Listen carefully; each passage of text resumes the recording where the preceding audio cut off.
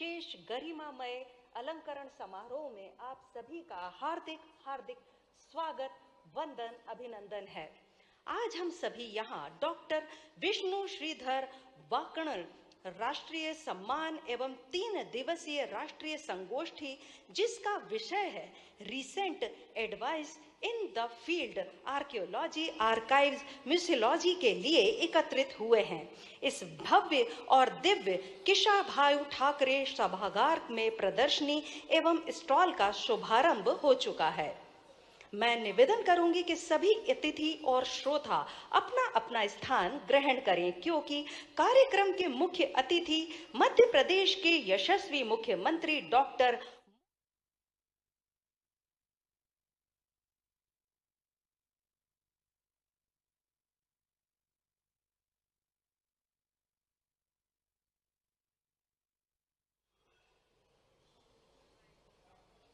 Real estate में लोग associate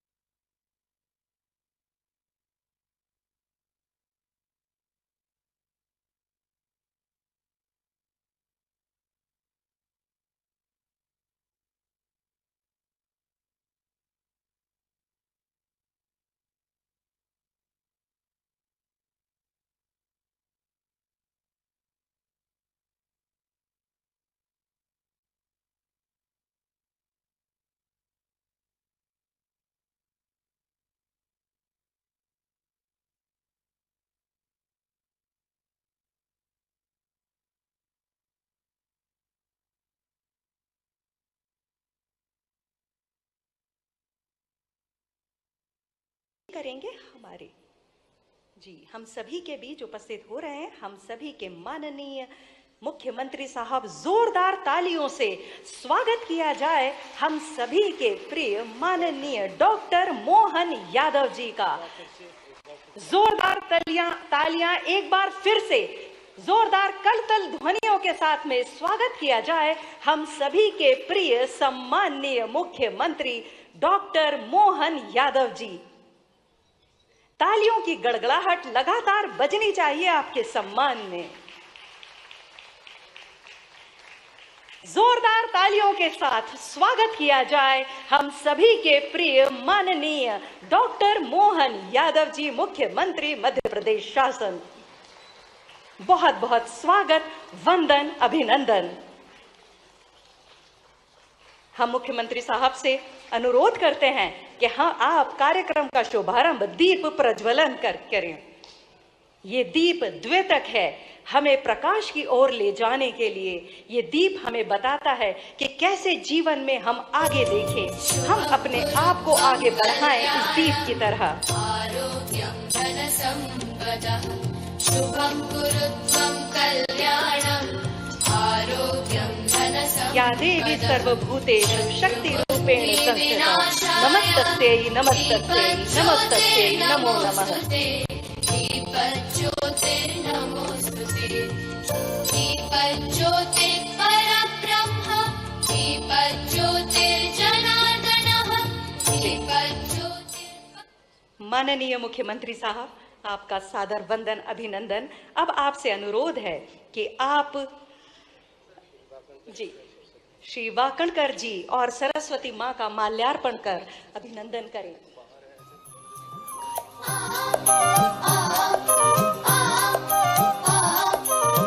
ज्ञान और प्रकाश की देवी माँ सरस्वती के चरणों में वंदन करते हुए हमारे माननीय अतिथियों से निवेदन है कि आप माँ सरस्वती की प्रतिमा पर माल्यार्पण करें और दीप प्रज्वलन किया है आपने। शुभम करोति कल्याणम आरोग्यम धन संपदा शत्रु बुद्धि विनाशाय दीप ज्योतिर्मय नमोस्तुते।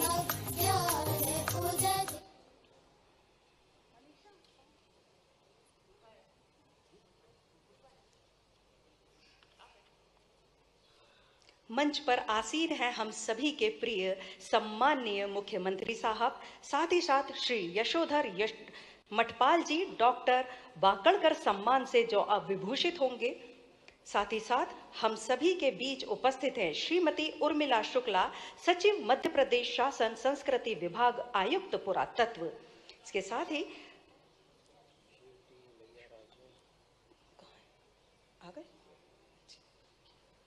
डॉक्टर इलैया राजाटी, प्रबंध संचालक मध्य प्रदेश शासन पर्यटन विकास निगम, और साथ ही साथ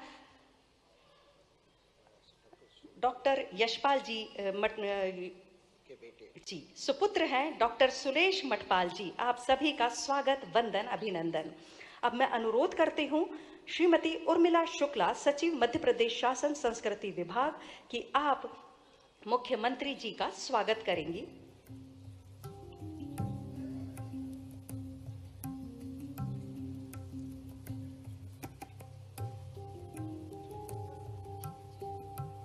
जोरदार तालियों से स्वागत वंदन अभिनंदन। स्वागत है माननीय मुख्यमंत्री जी का। माननीय मुख्यमंत्री जी से अनुरोध है कि आप डॉक्टर यशोधर मठपाल जी का स्वागत करेंगे पुष्प गुच्छों के साथ।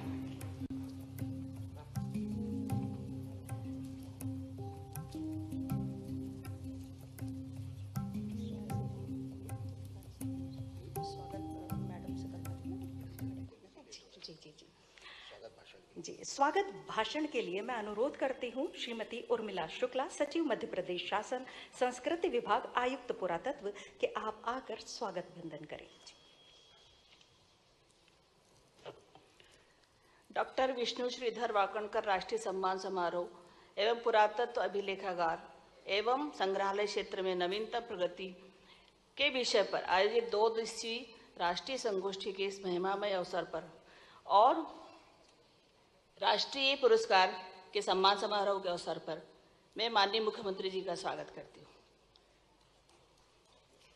साथ ही प्रोफेसर मठपाल जी, जो कि आज हमारे सम्मान के राष्ट्रीय पुरस्कार के सम्मान के अवार्डी हैं, उनका भी मैं बहुत बहुत स्वागत करती हूँ। माननीय मुख्यमंत्री जी एवं अतिथिगण, हम आपका सबका स्वागत करते हैं जो देश भर से पधारे हैं। साथ ही राज्य पुरातत्व आपको मध्य प्रदेश की पुरासंपदा के निरंतर संरक्षण, संवर्धन तथा पुनर्संरचना का कार्यों के लिए माननीय मुख्यमंत्री जी का धन्यवाद ज्ञापन करते हैं कि उनकी इस क्षेत्र में विशेष रुचि है। हमारे यशस्वी मुख्यमंत्री जी के कुशल नेतृत्व में गत 2 वर्षों में हमारा बजट 5 करोड़ से 250 करोड़ तक पहुंच गया है। इस प्रदेश की पुरासंपदा के संरक्षण, डिजिटाइजेशन, उन्नयन, विकास आदि के कार्य विभाग की परंपरागत विधियों एवं आधुनिकतम तकनीकी को उपयोग से किया जा रहा है। साथ ही हमारी पुरातात्विक धरोहरों को सिंहस्थ महाकुंभ की दृष्टिगत रखते हुए विशेष रूप से सिंहस्थ सर्किट के रूप में आपके मार्गदर्शन में किया जा रहा है। आज हम गर्व के साथ यह भी कह सकते हैं कि देश ही नहीं, विश्व में मध्य प्रदेश के पुरातत्व को माननीय मुख्यमंत्री जी ने एक वैश्विक पहचान दिलवाई है। हम अपनी धरोहरों का इससे मान सकते हैं। इसका सबसे बड़ा उदाहरण है कि यूनेस्को की मध्य प्रदेश की लगभग 15 सांस्कृतिक, भौगोलिक एवं पुरातात्विक धरोहरों को विश्व धरोहरों की अंतरिम सूची में सम्मिलित किया गया है। इसके साथ ही माननीय मुख्यमंत्री जी, हम आपका हमारे विभाग के प्रति विशेष रुचि लिए जाने के कारण ये सब कुछ संभव हुआ है। हम आपको विश्वास दिलाते हैं कि हम आपके दूरदर्शी नेतृत्व में प्रदेश की समृद्ध विरासत को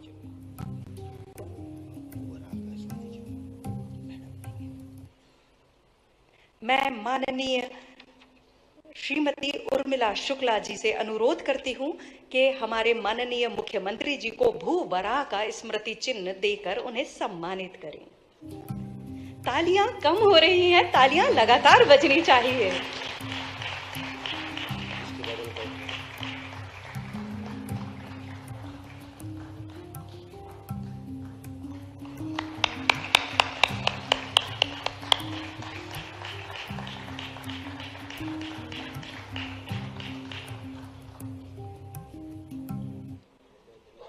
बहुत बहुत धन्यवाद मैडम आपका।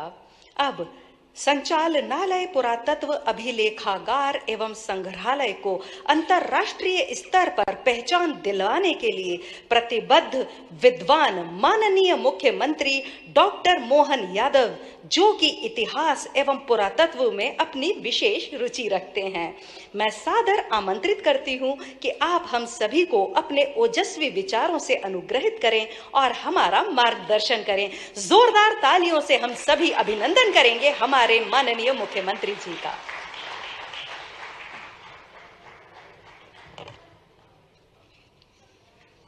डॉक्टर विष्णु श्रीधर वाकणकर राष्ट्रीय सम्मान समारोह में मंच पर विराजमान स्वनाम धन्य उत्कृष्ट विद्वान चित्रकार और सबसे बड़ी बात 12 साल तक डॉक्टर वाकणकर जी के साथ आपने काम किया। डॉक्टर यशोधर मठवाल जी, आपका स्वागत, अभिनंदन। इस अवसर पर उनके सुपुत्र डॉक्टर सुरेश मठपाल जी, आपका भी स्वागत, अभिनंदन।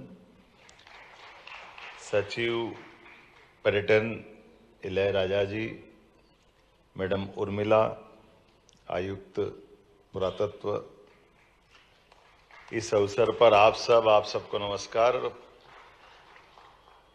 आज का ये समारोह, वैसे तो हर कार्यक्रम का अपना एक मज़ा होता है, उसका आनंद है, लेकिन आज के इस आयोजन के लिए भी हमारे बीच सारे विद्वान दूर दूर से आए और आर्कियोलॉजी की दृष्टि से राग साहब का भी बहुत आत्मीयता है। आप भी विशेष रूप से दिल्ली से आए, आपका भी स्वागत, अभिनंदन। माननीय नारायण जी और सभी स्वनाम धन्य सभी इस क्षेत्र की सिद्धहस्त हस्तियां यहाँ मौजूद है। वैसे विद्वानों के बीच में बोलना भी बड़े कठिनाई जाती है, लेकिन आज का कार्यक्रम ऐसा है कि वाकणकर जी से मेरा भी संबंध आया है और वाकणकर जी का कितने प्रकार से स्मरण करो, क्या एक व्यक्ति में कितनी प्रतिभा हो सकती है। और वाकणकर जी के उस सुदीर्घ अपने स्वर्णिम जीवन काल के अलग अलग मुकाम, अलग अलग पड़ाव, वो जो जुगलबंदी के माध्यम से उज्जैन की गाथा गाते गाते जो कल्पना की गई है, सितार वादन संगीत का उनका अपना बहुत अच्छा अनुभव, संगीत के जानकार और कितने अलग अलग प्रकार के लोगों को उनके साथ जोड़कर उनके जीवन की दिशा बदल दी वाकणकर जी ने। मूर्ति कला, चित्रकला, पुरातत्व और संस्कृत, डोंगला, मूलतः वो उज्जैन के जंतर मंतर में पंडित पुरुषोत्तम जोशी जी के साथ जाकर के उनके संस्कृत सीखने का उनने अपना एक क्रम चालू किया। और पुरुषोत्तम जोशी जी ने एक काम बताया कि ये जो जंतर मंतर है अब यहाँ बना है भविष्य में, लेकिन अतीत के काल में ये अब यहाँ हो सकता है, पर वर्तमान के काल में अब ये पॉइंट यहाँ उज्जैन से खसक गया, आगे चला गया। और वाकणकर जी तो वो बात पुरुषोत्तम जी ने बताई, लेकिन इस बात को पकड़ करके फिर सालों तक 10-12 साल तक हजारों गांव वालों को निकाल करके वाकणकर जी ने वो स्थान के लिए जैसे आज जीपीएस बना है ताकि ये पॉइंट मालूम पड़ जाए। अब ये कल्पना ऐसी थी कि पृथ्वी मान लो एक बाल है, उस पर 2 धागे लगाओ, एक ऐसे और एक ऐसे, यामोत्तर रेखा हो गई और ये मध्यव्रत रेखा हो गई, दोनों का क्रॉस बिंदु जो है ये सेंटर पॉइंट है पृथ्वी का, और ये सेंटर पॉइंट आगे पीछे खसकता है। तो ये खसकते हुए उज्जैन से लगभग 30-35 किलोमीटर दूर चला गया है उत्तर की दिशा में। अब ये बोलना और बताना सरल है, लेकिन इसको सिद्ध करना बड़ा कठिन है। और 21 जून 22 दिसंबर को सबको गांव के अंदाज से काम करा रहे हैं, तो 1, 2, 3, 4 ऐसे नहीं, कम से कम 2500 गांव में लोगों को, हजारों लोगों को दिन में 12 बजे सब अपनी अपनी कागज पे लेकर के सूर्य कब अपनी कक्षा एक तरह से मध्य में ला रहा है, वो निशान बना बना करके लोग कागज पे, हजारों कागज इकट्ठे हो जाते थे और वो हजारों कागज लेकर के फिर अपने पास आते, फिर महीनों उसमें ढूंढते कि वो शुद्ध कहाँ है, शुद्ध कहाँ है। और ये एक दिन नहीं, साल में 2 बार में हजारों कागज निकालते निकालते अंततः वाकणकर जी ने इस बात को निकाला कि ये डोंगला नामक स्थान है जहाँ वर्तमान का ये शुद्ध समय का पॉइंट जो उज्जैन में था वो खसक के वहाँ पहुँचा है। अब ये अपने आप में ऐसी बात है। अब जनार्दन नेगी आज के समय में पुरातत्व के और खास करके इस पूरी चीज़ों के जानकार भी है, और इसे वो उन्होंने कहा कि ये पॉइंट बगैर साइंस के कैसे खोज सकता कोई आदमी। तो ये उसी प्रकार से जैसे पुरातत्व की दृष्टि से हमारा भीमबेटका का असामान्य टीला देख करके वाकणकर जी जा तो रहे थे शायद होशंगाबाद नर्मदापुरम तरफ, और रास्ते में रेल से उतर गए कि नहीं मेरे को तो यहीं जाना है। और उस भीषण जंगल में, तब आज भी वो थोड़ा चुनौती का है, लेकिन उस दौर में आपने तो समय निकाला ही है कि इतने समय तक अपने जंगल के उस कठिनाइयों के बावजूद भी, लेकिन ये वाकणकर जी ही कर सकते। सच में उनके नाम पर आपको मडवाल जी ने बताया कि डॉक्टर साकल्य जी ने बताया कि ये वाकणकर जी ने पीएचडी करी है इस पे, तो वो चित्र के ऊपर है और चित्रों के आधार पर आपको पीएचडी करने के लिए टॉपिक दे करके भेजा। तो ये, और इतने लंबे समय तक मैं वाकणकर जी का राजनीतिक दृष्टि से भी एक उनका विशेषता बताता हूँ। ये अलग अटपटी बात है, लेकिन ये बात भी सही है।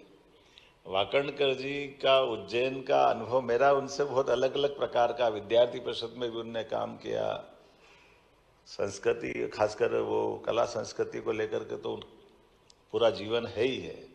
लेकिन नगर निगम में वार्ड उनका 44 जहाँ पार्षद लड़ाए थे प्रकाश चित्तौड़ा जी को, और चित्तौड़ा जी को चुनाव लड़ाया तो वाकणकर जी ने एक एक घर की गिनती की, एक एक घर में कितने वोट हैं और उसकी लिस्ट बनाओ, और उसमें अपनी पार्टी को कौन देगा और अपने खिलाफ कौन है, इसका हिसाब भी चुनाव के पहले बारीकी से लगा करके।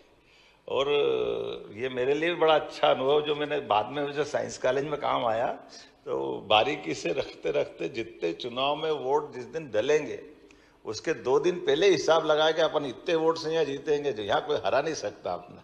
तो ये वाकणकर जी का ये जो अपना आकलन है, पूर्वानुमान है कि अब मशीन में वोट डल जाए तो समझ में आए, गिनती हो जाए, लेकिन वोट डले ही नहीं, और एक वार्ड के अंदर का भी हिसाब कितना बारीकी से रख ले।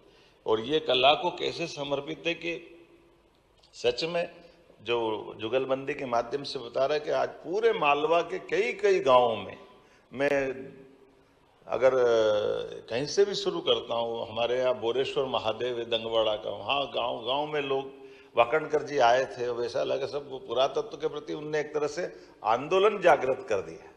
कहाँ कहाँ कैसे कैसे जहाँ मिल जाए, और कितने बड़ा पत्थर हो उठा के लाने की कोई गुंजाइश नहीं, तो अपने कंधे पे रख के चले आ रहे हैं।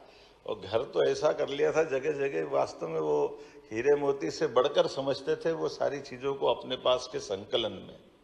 आज कई प्रकार से, जैसे उदयन की कथा बताने की उन्होंने बात कही, वो उदयन का चाणक्य खासकर प्रद्योत का काल, जब वो जेल तोड़ करके गए थे, उस काल से लगा करके विक्रमादित्य का, भोज का, हर काल के मामले में वाकणकर जी ने इतिहास में भी उतने आनंद के साथ अपने से बात करते करते भी जब सुनाते तो ऐसा लगता वो काल जीवंत तो हो गया। राजा भोज के काल की, उनकी अपनी युद्ध कला के दरमियान की सारी गाथाएं, तमाम प्रकार की बातें। सच में आज का ये दिन अद्भुत है, जब 30,000 साल पुराने और यूँ तो लाखों साल पुराने। ऐसे उत्खनन के इस बड़े क्षेत्र में उन्होंने जो काम करके दिखाया, वाकणकर जी ने महेश्वर, मंदसौर, नावदातोली, इंद्रगढ़, मनोटी, आवरा, कायथा, आजादनगर, इंदौर, दंगवाड़ा, रुनीजा, ऐसे कई जगह उत्खनन और अध्ययन का कार्य किया है। खास करके सरस्वती की नदी कोई मिथक नहीं है, एक वास्तविक नदी है जिससे राजस्थान, हरियाणा, गुजरात के क्षेत्रों का संरक्षण करते हुए जो आज की घग्गर और हकरा नदी प्रणाली ही प्राचीन सरस्वती का अवशेष मानी जाती। मैं मान के चलता हूँ कि उनके भारत, यूरोप, अमेरिका में 4000 से अधिक शैल चित्रों की खोज और अध्ययन करके जिस ढंग से उनने काम किया, और वो दौर है कि जब एक तरह से वैचारिक रूप से भी वो छिपाते नहीं थे कि वो राष्ट्रीय स्वयंसेवक संघ के स्वयंसेवक है। और उस आपातकाल के दौर में इंदिरा गांधी जी ने उनको पद्मश्री अनाउंस किया। ये भी हमारे लिए उस दौर का, और दोनों दल कोई भी हो, लेकिन उनकी उस चुनौती के काल में भी, और वो घटना भी बड़ी जोरदार है। आज राष्ट्रीय स्वयंसेवक संघ का शताब्दी वर्ष चल रहा है। ये भी स्मरण करना पड़ेगा कि जब प्रकाश चंद्र सेठी जी ने आके बताया, वो उज्जैन के थे, मुख्यमंत्री थे, कि वाकणकर जी आपको पद्मश्री मिली है, आपको दिल्ली पद्मश्री लेके जाना है, आना है आपको। तो लेने जाने के लिए जैसे वाकणकर जी का स्वभाव था कि मैं तो अपने गणवेश में जाऊँगा, हाफ पैंट पहन करके, उनको देना हो तो दे, नहीं देना हो तो मत दे। सेठी जी उलझन में पड़े कि ये कौन सा संकट है। अब जिस संघ पे प्रतिबंध लगा दिया उसकी गणवेश पहन के आप पुरस्कार लेने जाओगे तो फिर वो देना कि नहीं देना। लेकिन वाकणकर जी ने कहा उनकी इच्छा हो तो दो, नहीं तो मत दो। बड़ी मुश्किल से वाकणकर जी इस बात के लिए सेठी जी ने उनको तैयार किया कि एक काम करो, संघ की टोपी लगा लो, बाकी का तो आप शुभ रवेश पहन लो तो चलेगा, आप अपना, लेकिन टोपी चल जाएगी। वाकणकर जी का वो आग्रह, और वाकणकर जी ने वाकई संघ की काली टोपी लगा करके पद्मश्री ली। ये भी उस दौर में जब आपातकाल में हजारों लोग जेल में बंद है संघ के कारण से, लेकिन वाकणकर जी अपने विचारों के लिए कैसे प्रतिबद्ध है। सच में उनकी जितनी बात करो उतना कम है। इसीलिए हमारी सरकार ने उनके सम्मान में जहाँ भीमबेटका है, ये रातापानी अभयारण्य डॉक्टर विष्णु श्रीधर वाकणकर के नाम पे करने का निर्णय किया है। हमें इस बात का आनंद है। हम इस तरह से उनके उस योगदान को स्मरण भी कर रहे हैं, और ये एक तरह से फॉरेस्ट के लिए भी उनका नाम गया। अभी जंगल वाले क्षेत्र में वाकणकर जी बचे थे, तो उनके कामों के आधार पर वो सब क्षेत्रों के साथ साथ वन विभाग में भी उनका काम का उल्लेख उनके नाम से जाना जाएगा। मैं मान के चलता हूँ, आज जब मैं यशोधर मठपाल जी की बात करता हूँ तो इनके शैल चित्रों की कला, योगदान वाकई अद्भुत है।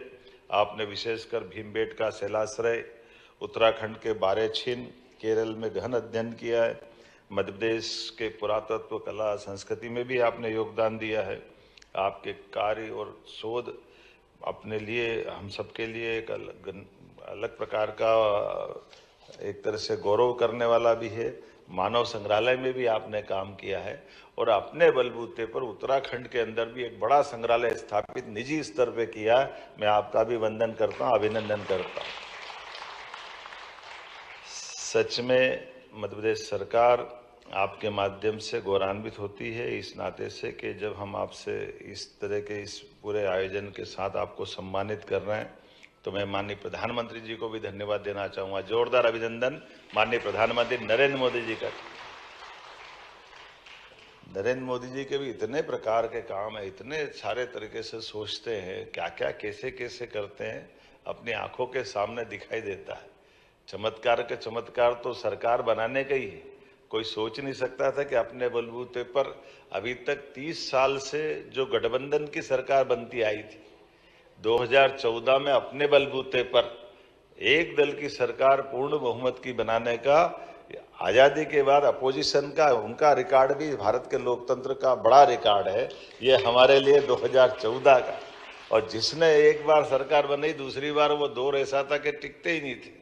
बड़ी मुश्किल से 24 दलों से सरकार अटल जी ने शुरुआत की थी, लेकिन उस मिथक के बाद मनमोहन सिंह जी ने भी यूपीए की सरकार बने, लेकिन मोदी जी ने न केवल 14 में बनाई बल्कि 14 तक बनते बनते 19 में उन्हें पाकिस्तान को घर में घुस के मार करके हमारे देश के दुश्मनों से, आतंकवादियों से निपटने का तरीका भी भारत का कैसा होना चाहिए, ये नया दौर दिखाया। माननीय मोदी जी को धन्यवाद एक तरह से उस दौर के लिए जब हम कला, संस्कृति, इतिहास, पुरातत्व तो इस सब की बात करेंगे तो ये कामों के साथ साथ एक पुरातत्व का भी बड़ा काम कर रहे हैं। वो बड़ा काम ये कि आज से 1000 साल पहले 11 जनवरी 1000 साल पहले जब महमूद गजनवी ने सोमनाथ के मंदिर पे अपने ढंग से हमारे आराध्य को, मंदिर को ध्वस्त करने का उस समय के इतिहास का एक कलंक लगा था और बड़ा खराब घटनाक्रम था। और तमाम प्रयास के बाद में भी हमारे लोग उस मंदिर को बचा नहीं पाए, बड़े पैमाने पे बलिदान हुए।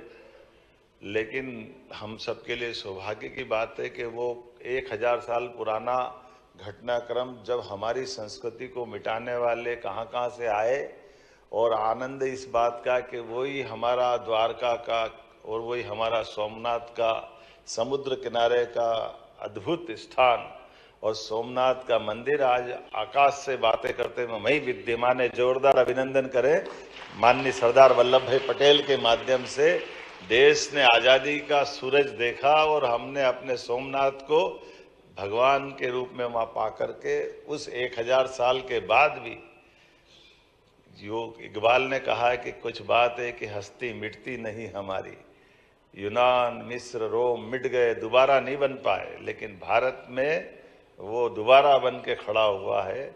मिटाने वाले मिट रहे हैं लेकिन हम अपनी जगह खड़े हैं। इसलिए 1000 साल का वो संघर्ष पुनः गौरवान्वित कर रहा है। और न केवल सोमनाथ में, वो अयोध्या में भी भगवान राम को मुस्कुरा करके देखते हुए हमारा गौरव का और गर्व का मौका दे रहे हैं। और न केवल वहाँ हम तो आनंद में हैं, जब बाबा महाकाल के महालोक का भी आनंद आ रहा है, जो परवर्ती काल में 300 साल बाद इल्तुतमिश के समय ध्वस्त हुआ था, वो मंदिर भी पुनः बना हुआ है। बल्कि भगवान का परिवार महालोक के माध्यम से भगवान कृष्ण के समान भगवान महादेव की भी गाथाएं गा रहा है। इसी के साथ बनारस का आनंद भी आ रहा है। तो माननीय मोदी जी ने कल से शुरुआत करने का निर्णय किया है कि वो 1000 साल के संघर्ष के बाद में भी सोमनाथ हमारे 12 ज्योतिर्लिंग में सर्वाधिक आराध्य है, इसलिए राष्ट्रीय स्तर पर उसका उत्सव मनाने का निर्णय किया।